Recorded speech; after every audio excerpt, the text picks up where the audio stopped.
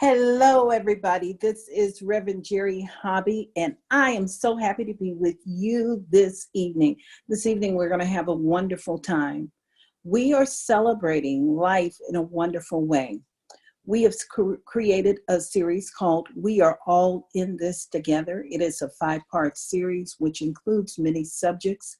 And this evening, we're going to be focusing on community and economics.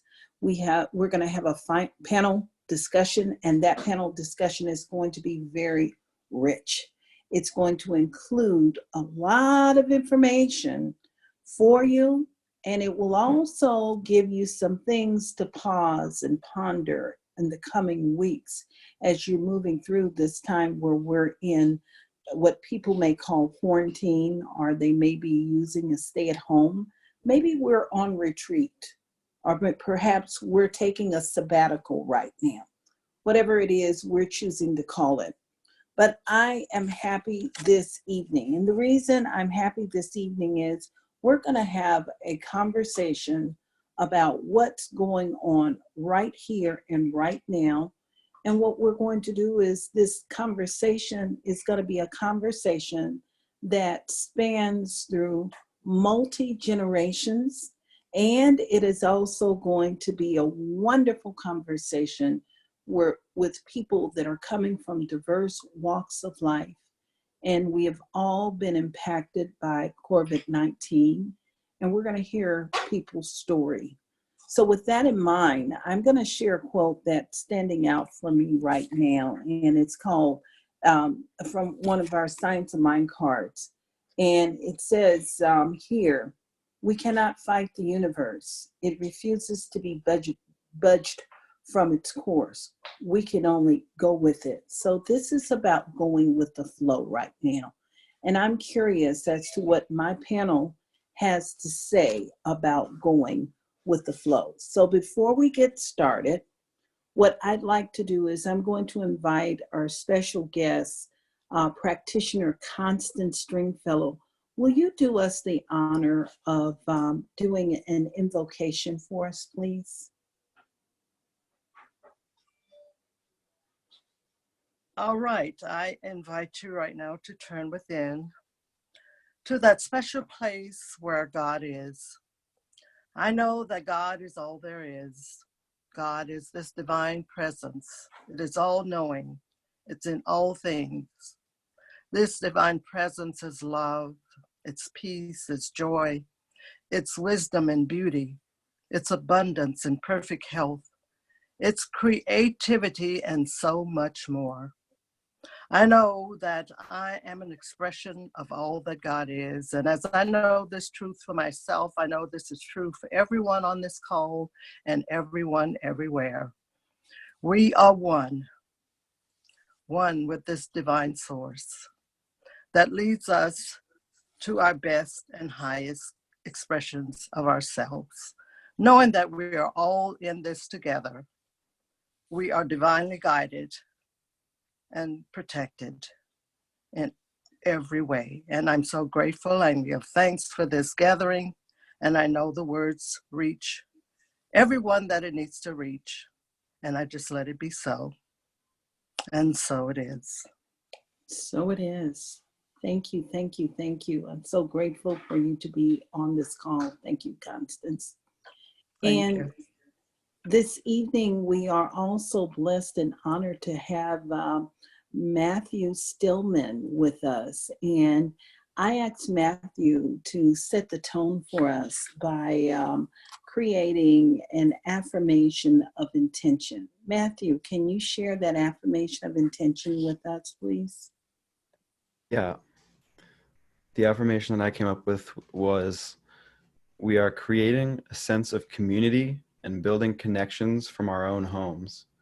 And we have a heightened awareness of self and are connected with intention. Oh, wow. I love that. And we're creating it right here and right now. That's what I love. From our homes, wherever we are, there the presence of God is. That's what that speaks to me. So thank you very much. And thank you. We have a wonderful panel this evening. I want to introduce you to the people that are going to be a part of our panel. First of all, we get to acknowledge Matthew. He is assisting us this evening with our sound. Thank you. And he is also a part of our panel, and he's going to be sharing some things with you. And let me just tell you a little about Matthew. Every time we do this, I'm pulling together a dream team. And this is my dream team for this subject here. So Matthew is an audio engineer, and he's sharing his talent with us right now. He is a music producer and cook, born and raised here in Southern California. He is the head of the audio department at Riverside CSL.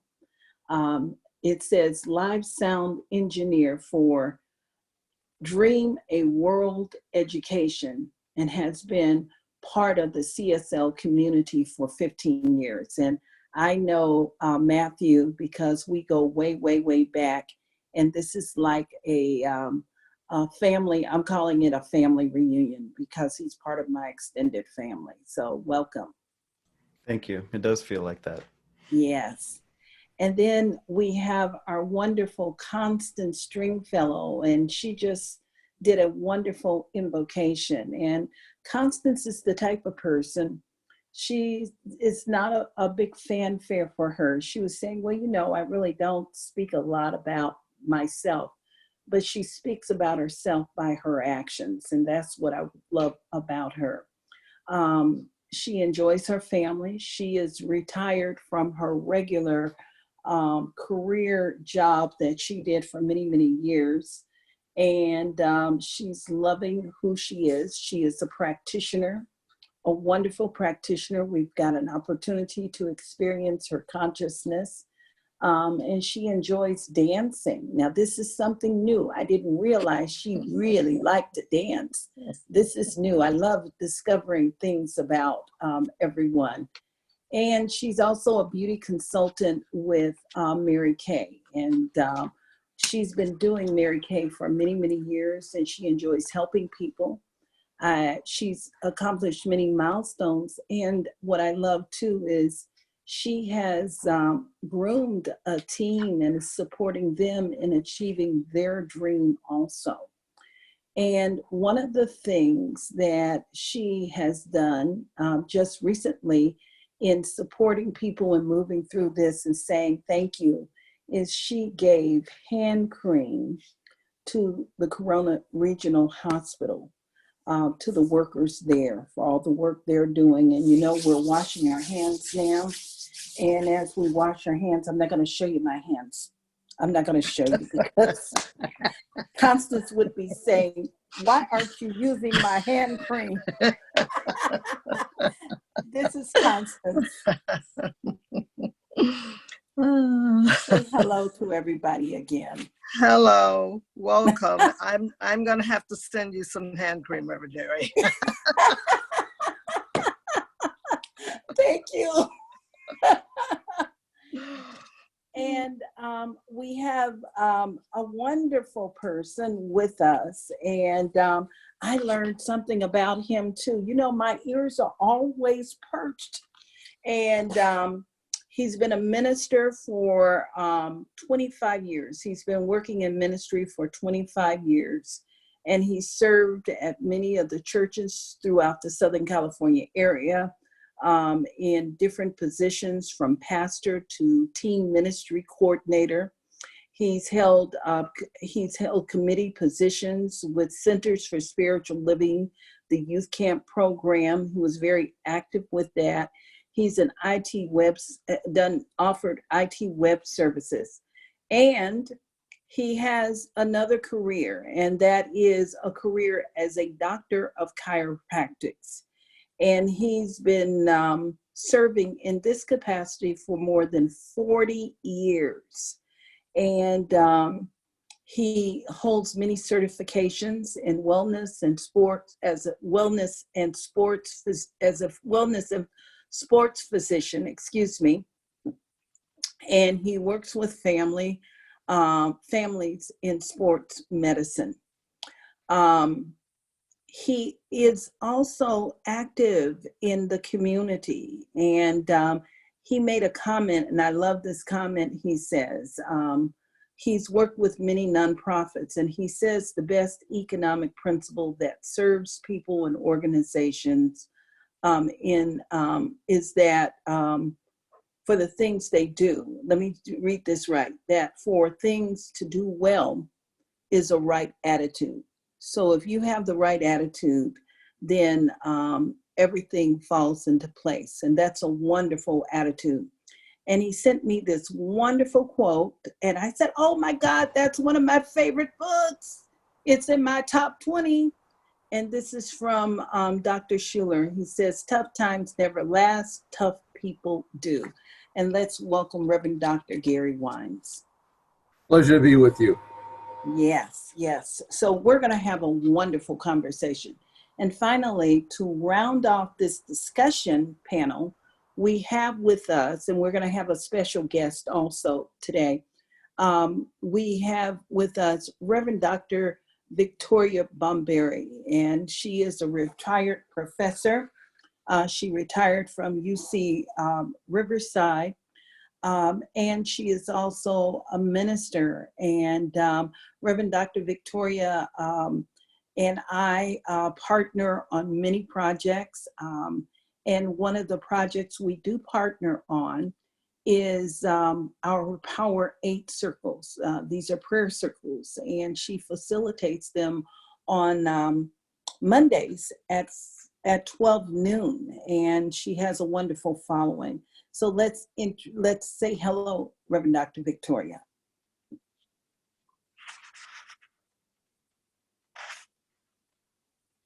Are you there? I can hear you now. Thank you, Reverend Jerry. It's wonderful to be here. Yes.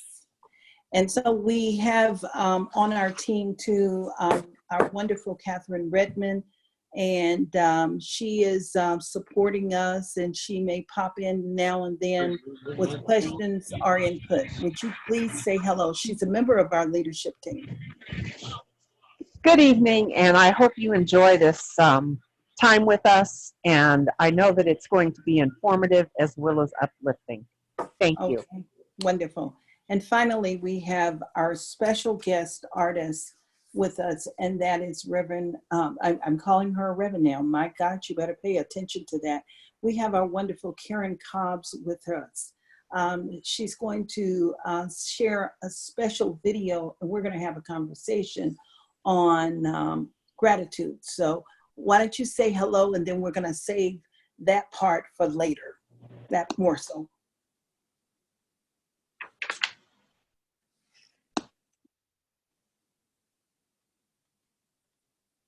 Okay, we're having a delayed response. There it is. Oh, now I'm on. Hi. Okay. Okay. Thank you for having me. Wonderful. Wonderful. So let's get started. And I was telling the team as we were prepping is, I think I'm having a Bill Maher experience and a Stephen Colbert experience. So this is going to be a fun time. I want to start off, and I'm going to ask Reverend Dr. Victoria to share with us her definition of community economics. This is from her perspective. Well, I think this is a shared perspective of many people, particularly in progressive circles. And and from a spiritual standpoint too, because economics is, the wise use of energy.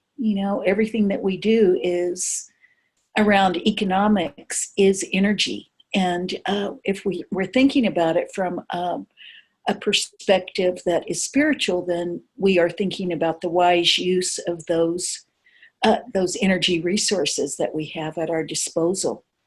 And I think the number one characteristic of community economics is generosity. And we know as a spiritual principle that generosity is exactly what God is. God is always giving God is abundance. There's an overflow constantly. And it's a it's a generosity that we can hope to match. I would challenge us to try to match that, our generous spirit. It's also about respect, and respecting other human beings, but respecting everything, all of creation.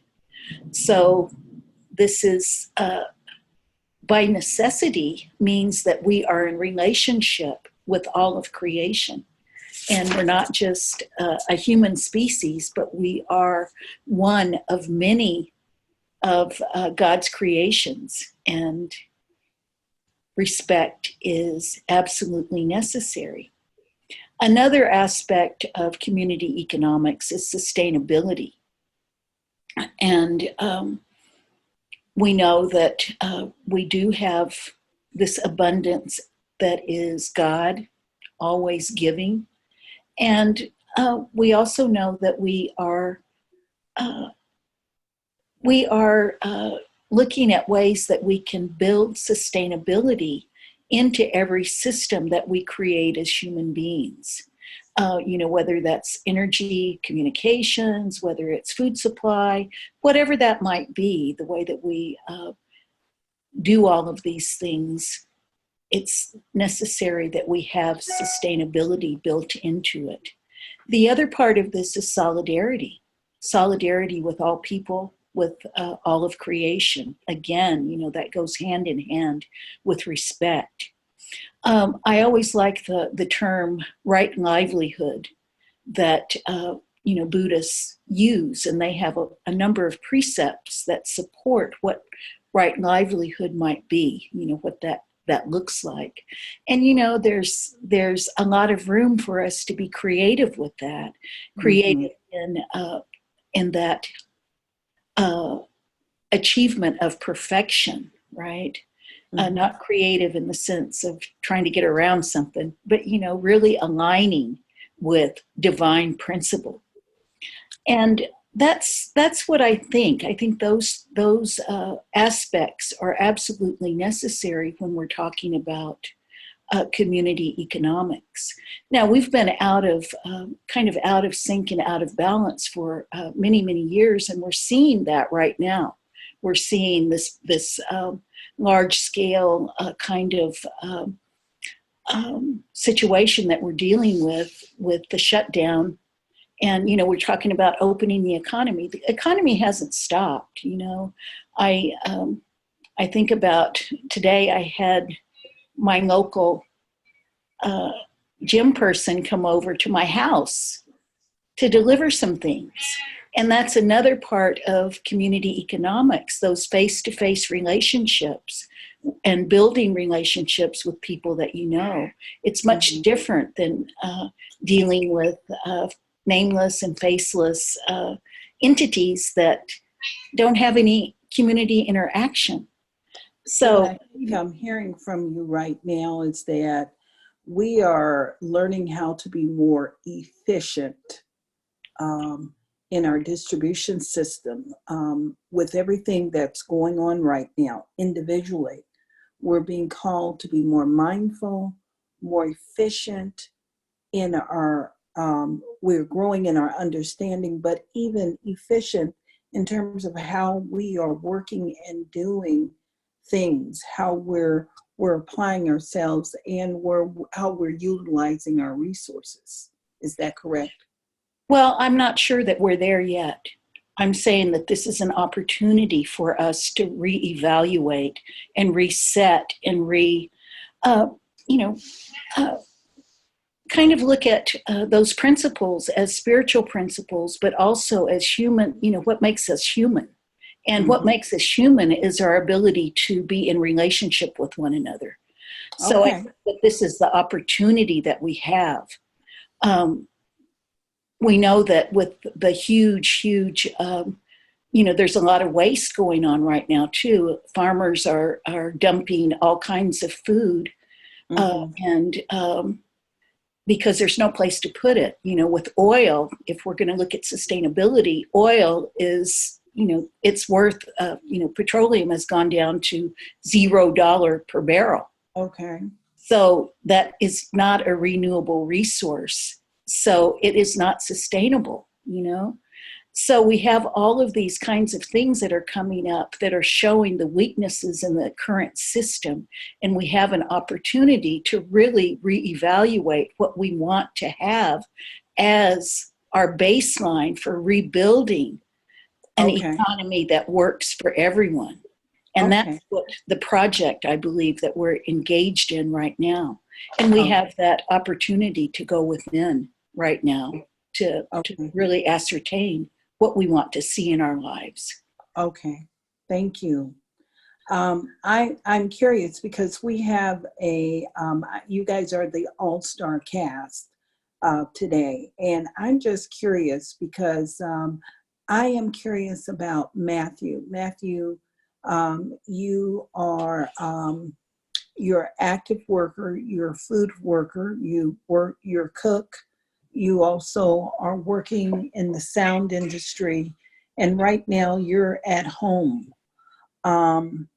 Tell me a little bit about your work and where are you at in terms of your employment status right now? Okay, well, just to go back over what it is that I do. I'm an audio engineer. I also do music producing. I also like to play a lot of instruments. But as far as employment, I work for a company called Dream a World Education, which is like a nonprofit organization that goes around to different schools in Los Angeles school district, elementary schools and primary schools, where we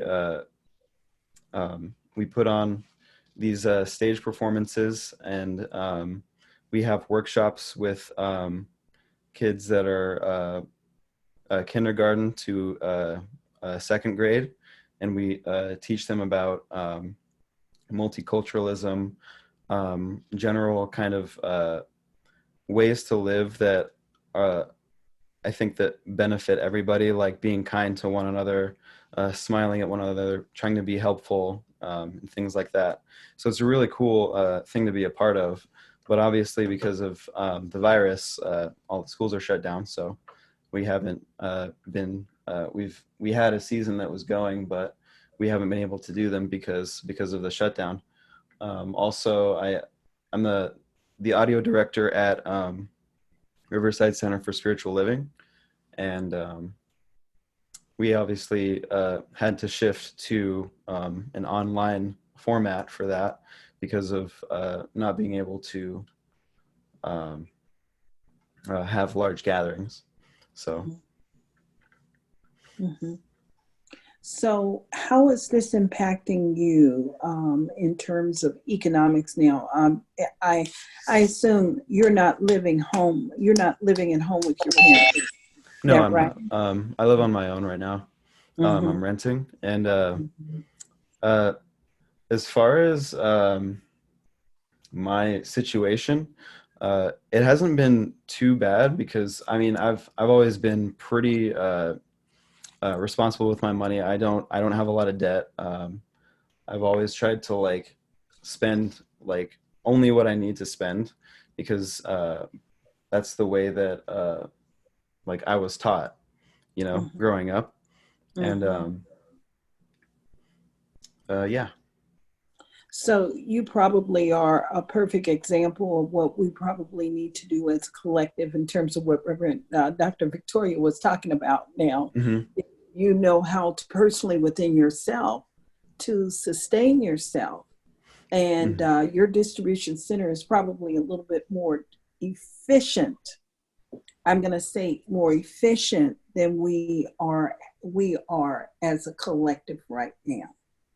We probably are maybe in a little chaos. There's some chaos that's going on because we've got to redesign. We're redesigning ourselves. We're resetting ourselves. Is that correct?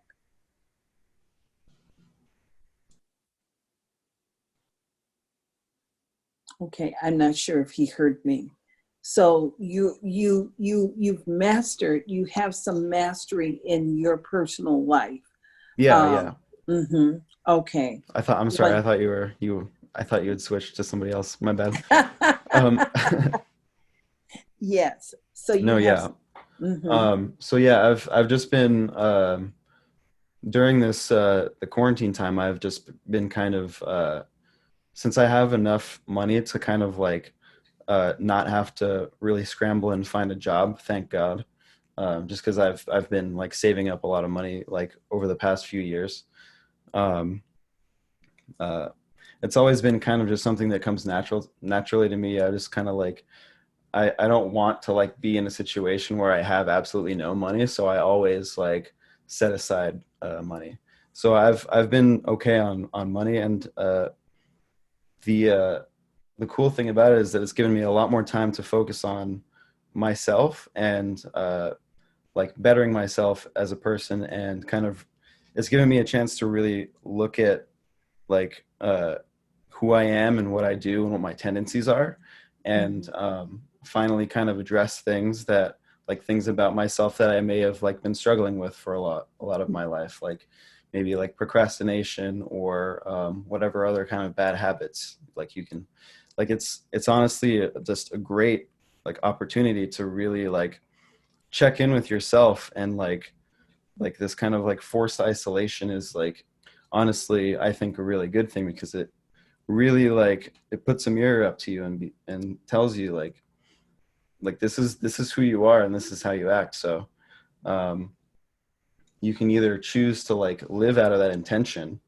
and like being like noticing like things in your life that like may no longer serve you or something like that, and just really trying to change that, you know.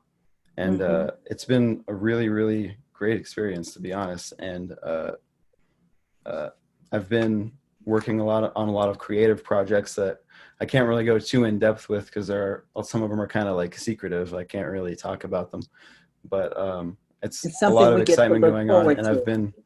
I've been trying to tap more into my creative side also.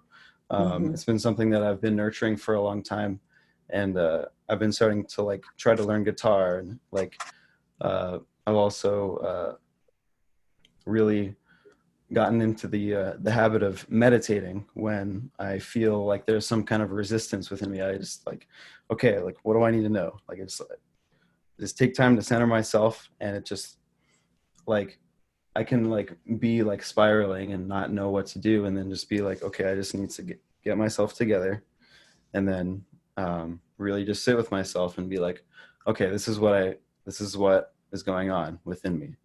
And it's just Wow. been such a healthy process, and it's like been a really great experience, to be totally honest. Okay. Wonderful. Wonderful.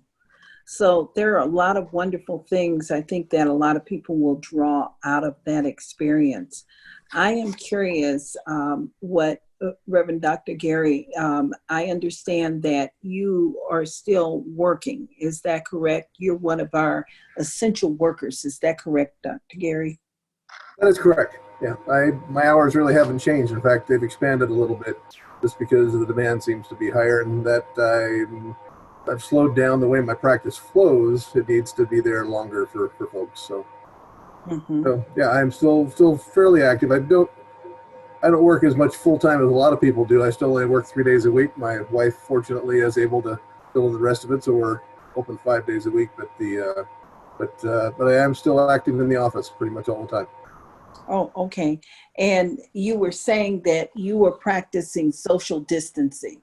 So I know that a lot of people, and this is valuable information, I'm going to say, because when I thought about you, I said, oh, I wonder how things are going. I didn't dawn on me that the chiropractor, it's open, and it opened me up so much. It was like, I can go to the chiropractor if I need that assistance. And I think we had a conversation and said, oh yes, because of people like you, you're keeping a lot of people out of the emergency room because of those adjustments.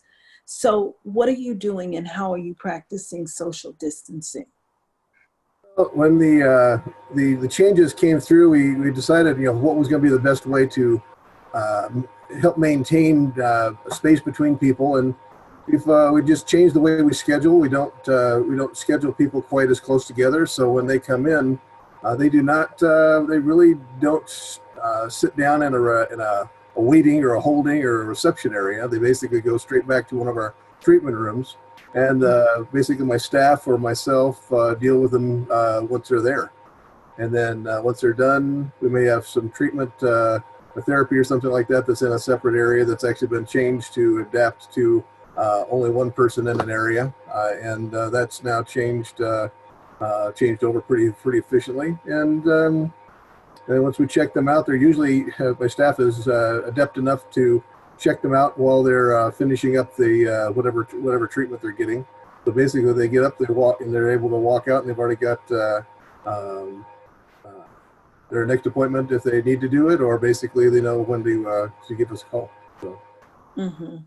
Okay. And I feel that's really good information for a lot of people, because many people are probably in process right now. And many people may be a little anxious. They may have a need for chiropractor. They may need to go in and see their doctors. But this really assures people and know that there's a lot of thought in the process in terms of how we're handling things. What would your message be? And this is a very important part, because what would your message be for anyone that may be going through something right now? Well, just to recognize that this is not something that's forever. It's not something that's going to be. It will change the way we deal with things for quite a while, but things will start changing. And to be as conscious as you can about what's going on. Knowledge is power. Basically, knowledge gives people the ability to make decisions that that they aren't being told to do something. They're basically knowing that's what's going on. And that's actually part of my treatment protocol, is to let people know, says, okay, you need to get outside. You have to be outside and do some walking. Now, use common sense, use your mask, use spacing, but get out and do some activities that basically get you some sunshine. Actually, one of the things that we know about sun is it tends to help stimulate things like vitamin D, which is actually one of the best immune suppressant or immune stimulants that we have. So Wonderful. And I'm just curious, because we have a lot going on, and what pearl of wisdom, going through this whole situation, it has awakened so many things, and even for people that are in the workforce right now. So my question to you is, what pearl of wisdom would you offer in terms of people eventually they're going to need to reintegrate? I love the fact that Reverend Dr. Victoria says, well, our economy has not stopped. We're still going on. We've slowed ourselves down. And there will be people getting ready to reintegrate into the workforce. What pearl of wisdom would you like to offer regarding that and economics? Well, this is a period of great transition. Basically, things are going to change when we get back into the going out and trying to go back to work and things like that.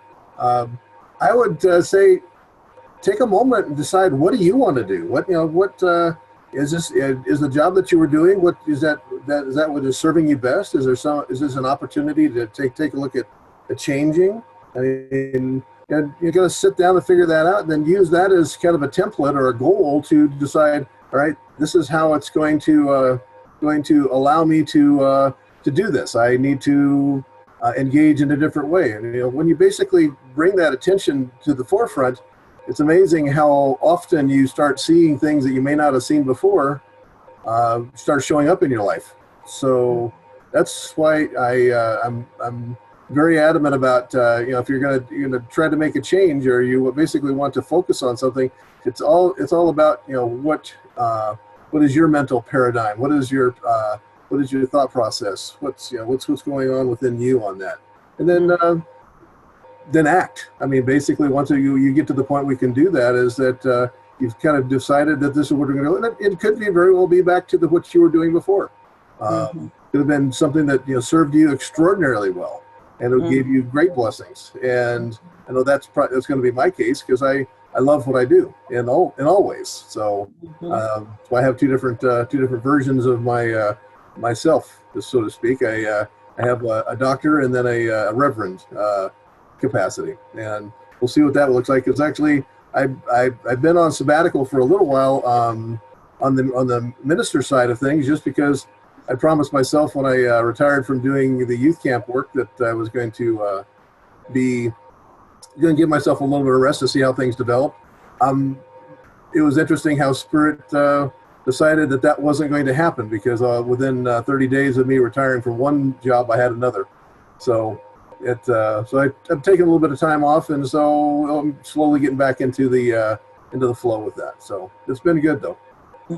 It's interesting, and I smile because we both have this I'm going to say the entrepreneurial spirit. And it's interesting once you learn, and as you continue to grow in your understanding of yourself, we understand the ebb and flow of life. And in that ebb and flow of life, as we release certain things, sometimes we have our downtime.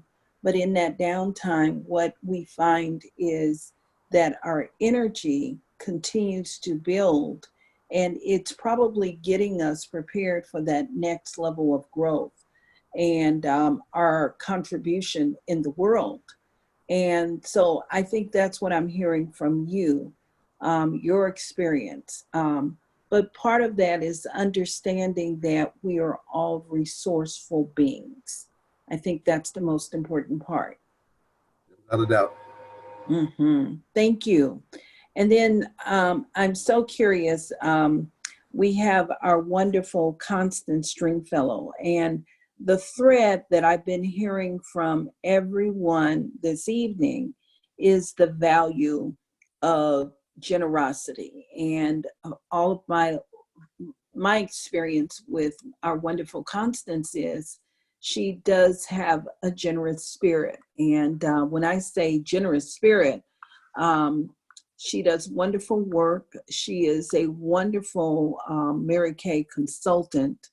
And the way she presents and the way she shows up in the world is just wonderful. And when I say presents, the generosity of spirit, her sending the hand cream and really supporting people in having that experience are the gift that she gives. And I want to commend you on that. Just giving that cream, just saying thank you makes a difference. But I'm curious, Constance, with you, I'd be interested in hearing if you were starting over from scratch financially with a family, and what book or what tool would you recommend that they use in their spiritual recovery and their spiritual practice to help them move forward? Starting over, I would recommend the book Financial Peace. That gives them a background on how to spend their money and how to save their money and how to budget. So I think that would be one that I would recommend. And who is that by, Constance? Dave Ramsey. Dave Ramsey. Okay. Yes. Wonderful. Okay. So I keep hearing the importance and the value of having a foundation. If you have a foundation, and not just a spiritual foundation, because Dave Ramsey also represents practical tools that we can apply in our daily life. Is that right? Correct. Do you have a regular spiritual practice? I meditate. I read my positive quotes daily, and meditation is a key to keep you on track. You go Mhm. within or Mhm. you go without. So, that's the key. I love it. I love it. I love it. And what would be an important, a practical ingredient for faith for you? For faith, just tapping into that invisible source that gives you the confidence that you can go through things when it comes up, like this virus right now. And, if you're not connected to that source, then you can get filled with fear and doubt and confusion and all kind of stuff. But if you're connected, Mhm. then you can move through the process easier. Okay, wonderful, wonderful. I love that. And Matthew, my question for you is, what what does a world that works for everyone look like from your perspective, economically? A world that works for everybody, to me, looks like a world where people have open communication and are able to really work together. Like just to have the systems in place, just like from like a socioeconomic standpoint of cooperation and just being able to work together. And like, because I mean, we're all humans and we're all in this together. I mean, I don't mean to sound cheesy, but by bringing up the title of the broadcast, but it really is true. And I think that like once we start getting like our like systems in place that reflect that honestly need to be like cooperative with one another, like as like in our own communities and like in our larger communities, like between countries, like it goes like, because we are all connected, and like what we do affects everybody else, and what everybody else does affects us. So as long as we like act out of compassion in everything that we do and work to create systems that reflect that kind of mentality, I think that that is what a world that works for everybody looks like. Okay. All right. Thank you. Thank you. And what's your favorite, what would be your favorite song with a message like that? Well, I mean, this tapestry behind me is for a band called Thrice, and they have a recent album. I think it came out like 2 years ago, 3 years ago, maybe. That's all about that, and it's the album is called Palms, and the whole concept of it is like the choice to offer an open palm instead of a clenched fist in every interaction. And it perfectly ties into like my whole like world philosophy, which is exactly that. It's just treat people as kindly as you possibly can at every given moment. And like if everybody does that on a larger scale, like we can create like that world. Oh, wow. That's very powerful. Thank you. I'm going to go and look for that song and listen to it because I'm in agreement with that. Yeah.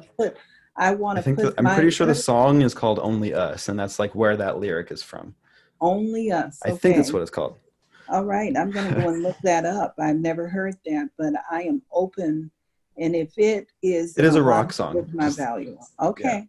Yeah. Okay. All right. Okay. I know the kind of music you listen to. So. Thank you. And it's okay, we Of course. get to be versatile, and there's a message everywhere. That's the point. Mm-hmm. So I am curious because I know that Reverend Victoria is a prolific reader, and being a prolific reader, I know that she probably has a book that she would like to recommend to someone who may be starting over or maybe looking to make some shifts and changes. What would you recommend?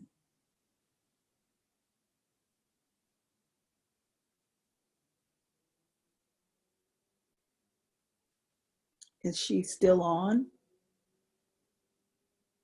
I think you're muted. It's a wonderful conversation, but we'd love to hear you. There we go. Doesn't want to cooperate. Well, I think there's a number of books, and I guess right now I'm thinking about how we see ourselves, right? Mm-hmm. And how we relate to the divine and mystical union. So I'm looking at mystics right now. Mm-hmm. And, that often doesn't sound like it's very practical, but it is really practical because it's exactly how we relate to one another. And, what Matthew was talking about, meeting people with an open palm instead of a fist, that is, a very mystical statement in reality. Mm-hmm. So, we have all of this wisdom that has been passed on by people who have gone through difficult situations, from mass exterminations to the Holocaust to plagues, various plagues over the years. Mm-hmm. We've been through all kinds of things as human beings, and the same things keep coming up over and over again. What is our relationship to the divine, and what is our relationship to those around us? Mm-hmm. And I think that whole idea of building cooperation, and I'm calling it solidarity, to really recognize our human capacity, our humanness in one another, and being vulnerable with one another, standing side by side with one another, and walking through whatever is necessary, individually, having the inner strength, as Constance is talking about, in knowing that we are always supported, that we are in this spiritual universe and we are always supported, but also that we are reaching out across all kinds of borders. I was so excited to see the governor of New York sending aid to Navajo Nation. Mm-hmm. And, that's incredible, right? Mm-hmm. That kind of outreach and that kind of the generosity of spirit. The generosity of spirit, and also the recognition that, yes, we know what you're going through. Mm-hmm. We're going through it too, and we're going to help you. So that, those kinds of things are coming up over and over again. And, I do believe that's our main, that's who we are, that's our true identity, is love, right? That's our true identity. Absolutely. And so I would say, right now I'm reading several different mystics in preparation for, creating a class on training for the 21st century mystic. And, there's a number of books that are really wonderful that I would suggest that we read. Mm-hmm. And probably the one that I'm thinking about right now, that would fit right into what we're experiencing right now, is the autobiography of Dorothy Day, who was the founder of the Catholic Worker. Mm-hmm. And, we think that, what we're going through right now is difficult, but, every generation, no matter whether you're a millennial or all of these things that we went through today, a baby boomer or a silent generation, every generation has their challenge. Mm-hmm. But none of these generations are alone. Mm-hmm. And we have just a tremendous storehouse of experience at our fingertips if we just turn to one another and pull it out and pull it forward with us. Okay. All right. And Reverend Dr. Gary, I'm going to ask you the same question. What book would you recommend? Well, I mean, I like the one that you mentioned originally from Dr. Schuler. Another one I like is what was written a while ago is from Waddles. Who's it? Ah, William Waddles is his name? yes, Yeah, yes, Wallace Waddles. Yeah. yeah, I mean, it's the science of getting rich, but it's all about getting your head straight, finding out what you want to do, where do you want to go, getting a clear direction, putting all your energy in one way, and then going for it. absolutely. And it is a classic. That is a classic, and it is a book that was relevant back in the day. I don't know when that was written. It was probably, do you recall when that was written? I was. It was written around the turn of the century, Okay. Was it that far? Yeah. 19th to the 20th century, And right? and it's still as poignant today as it was then. Absolutely. There are a lot of wonderful, powerful books that were written back in the day, just as we're hearing about the work or the story of Dorothy Day, the same thing, that there are people that have gone through this that can remind us that we will get through this together also. I'm going to say that one of the most simplistic books for me would probably be Catherine Ponder's when we talk about moving forward. For the average person, they used to call it back in the day when we were moving through World War II and stuff, they used to say the average Joe, right? Um, I know, give me a break, but I'm just remembering that's what they would say. But anyway, the point is that for something practical and simplistic to get people going would be her book. And I remember back when I was just starting out in these teachings that that book was a saving grace, because I read that book and I was looking at what was going on for me right then and there. And I said, oh, okay, let me read this. And then I wanted another one. But what I want to encourage our viewers to do is to pay attention to those things and be mindful of what we're reading right now. There's a lot of stuff out there that will continue to feed you fear. But I want you to remember the most important part of this whole process is that we are beings, and as spiritual beings, whatever we feed ourselves, it will continue to expand and germinate itself within us. And if we focus on fear, then fear is going to rule our life and fear is going to take over. And I would like to see COVID-19 be a year that we all begin to break agreements, as Dr. Gary spoke about, and create new intention, as Matthew talks about. So our spiritual practice is going to be a very important thing. One of my favorite authors is Malcolm Gladwell, and he wrote the book Outliers. And I know Matthew probably remembers Outliers because we've had several conversations on Outliers. And in the book Outliers, what he said is what makes a difference and what makes things shift and how we become an institution has to do with our practice and how we focus on things. The practice of 10,000 hours made a difference and made the Beatles a household name. And everybody knows who the Beatles are. They know a song by the Beatles, but they practice writing over and over and over again. Our study of mystics will support us in having our own mystical experience. And then, of course, we are using technology.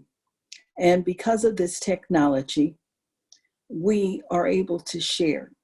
And it all started with these guys playing around in a garage with this thing we call a computer, or a young man sneaking out of his house and going over to the university in the middle of the night when he wasn't supposed to do it.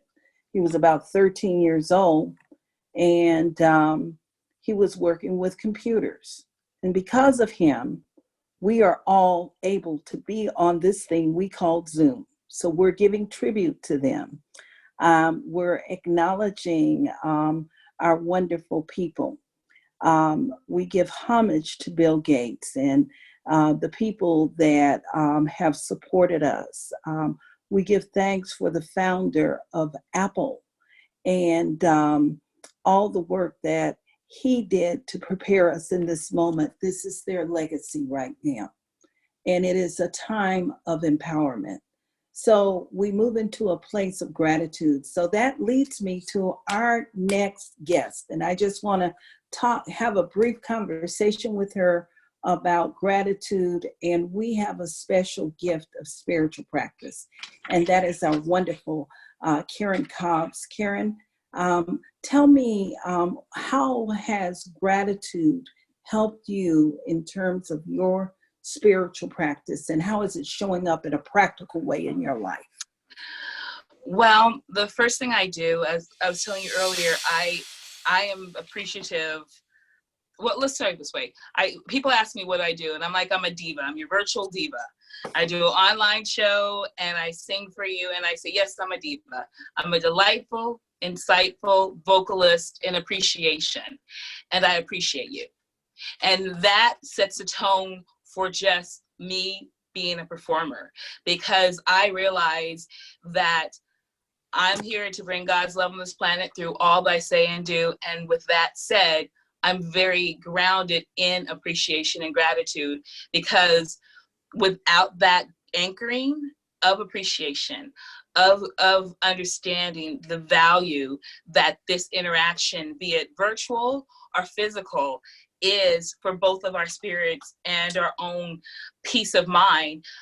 Without that understanding, we'd all be just floating around in the world, you know. And with that said, I wrote the song that, you know, we're talk about, and it was based in gratitude.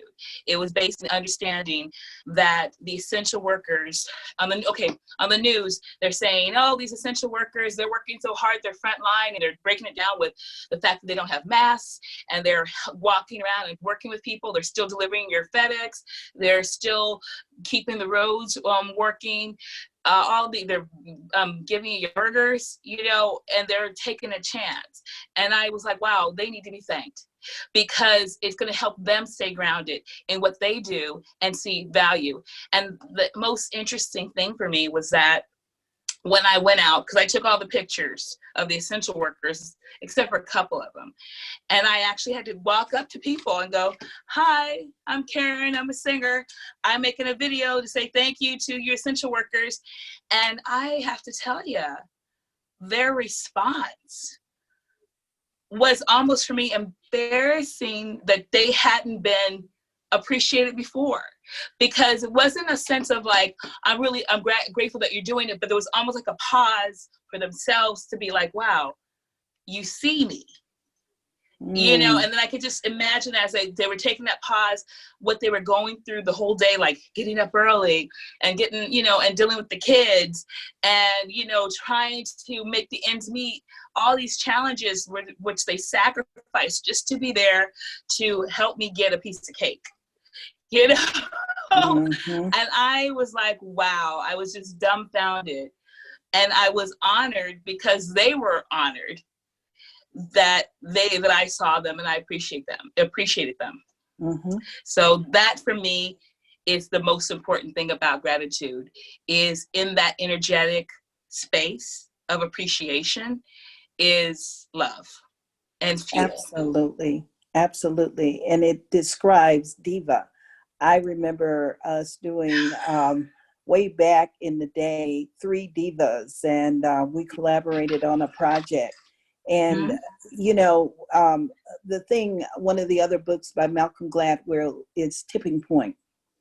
And a tipping point is a person that shows up and that can just tip things in the right direction. Reverend Dr. Victoria described what is happening and the need for where we need to go. And I believe that this whole collective group has done that. But diva, the meaning of diva, when we translate that Latin term, it is of God. It's like a goddess. And that goddess energy is the God spirit that dwells within us, where God leans. And you are allowing God to use you in a powerful way. And you're saying, hey, I have a gift and I have a great idea and I really want to honor you. That may be the thing, I'm just going to say, that will boost that person's immune system. That with the vitamin D that Dr. Gary has talked about can maybe support that person in moving through this experience. And we are most grateful for them because they are helping us to move through this experience together also. We're all in this together. So Karen, I thank you for this wonderful blessing, and thank you for giving me the opportunity to say thank you to the workers also. I really appreciate that. I think what we should do right now is we should all look at the video. I'm going to turn it over to Matthew. He's going to handle that part there.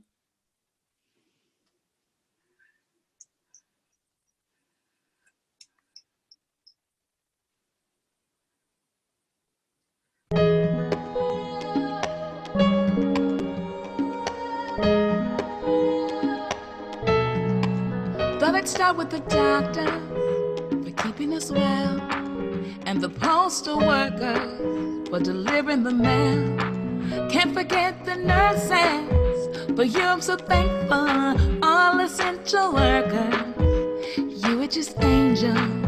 You do your best, you keep on going. All your hard work is always showing. Your sacrifice is more than I see. What I see is your amazing. So I say thank you, thank you, thank you.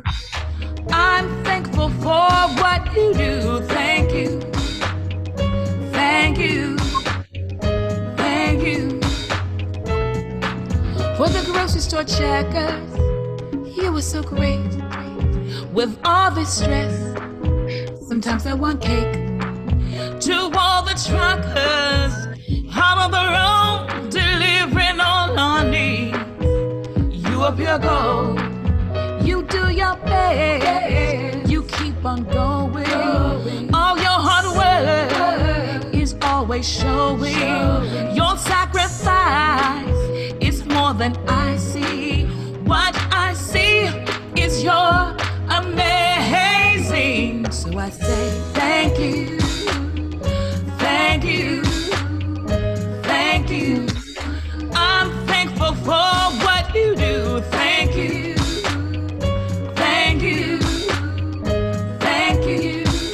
I'm thankful for what you do. Thank you, thank you, thank you.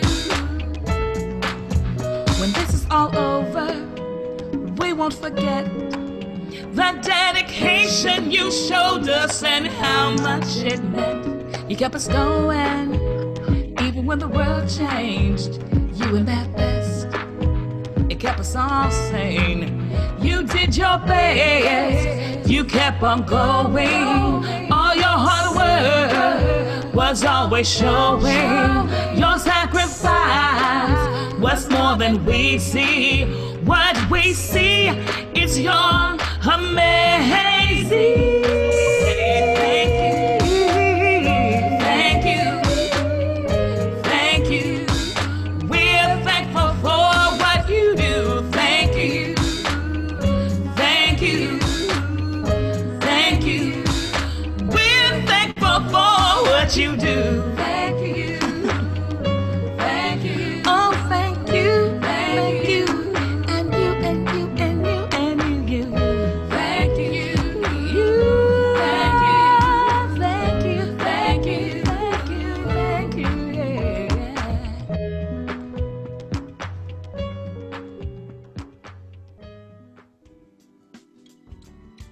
wasn't that wonderful? Yeah. Yes, thank you. And I want to just let everybody know too that we have a contest that's going in Long Beach right now.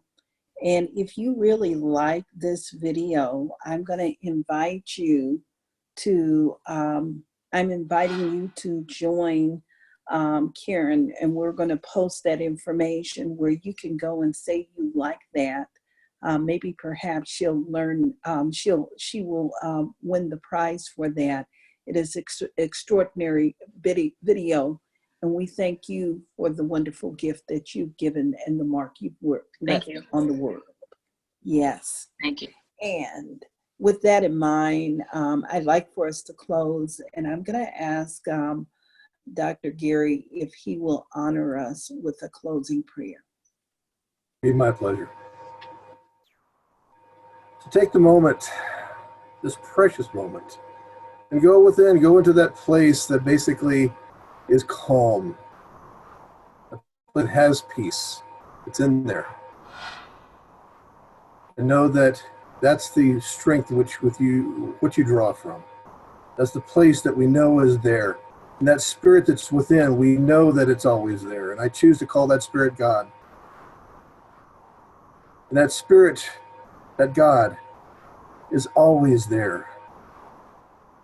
And as we recognize that we are in this together, we are part of the one expression of the divine, that it is everything that we need is already there. It's already in place. And as we understand this, we get to play in this divine process. We get to see the process grow. We get to see it happen in our own lives. Every individual collectively does better. And knowing this, I see that the celebration of being together, being able to bring this information forward, to be getting to just see more people that we haven't maybe seen before, get to know them a little bit better, recognize that there is a lot of energy out there ready to be called into action, to support, to love, to embrace, to give us what's necessary for us to continue our growth, to get through this process, knowing that this process, this separation that seems to be imposed is something that's only temporary. And as we take the moment to allow ourselves to join with others, maybe not in touch, but in voice, in presence of recognizing their personality, recognizing all this, we get to see the joy that is part of who we are. And as we've come together, I celebrate this idea that has come into mind, that is a wonderful opportunity to share, to give, to allow the process to unfold even further and allow it to unfold in our lives. So with great gratitude, with a great thank you, God, I let this word back into mine's hands, back into God's hands, knowing that the demonstration's already whole, and it's already perfect, it's already there, and I just need to be ready for it to show up. So I take this moment and become ready. Allow it to show up in my life. Allow it to be part of who I am. Allow it to be that expression that is who I truly am. And as I mindfully move forward into this day, I do it with respect, I do it with peace, I do it with love. And as this week unfolds, I will see that reflected back to me in so many ways. And with great joy and great celebration. And now release this word back into God's hands, back into mine, back into that place where the miracle unfolds. And I let it be so. And so it is. And so it is. Amen. Thank you, Dr. Gary, and thank you everyone for being a part of this. I think that we made so many people's day or evening tonight. Thank you. I love and I appreciate you. Namaste. Our next next celebration will take place next week. We have 2 events. We're going to redo stress and mental health.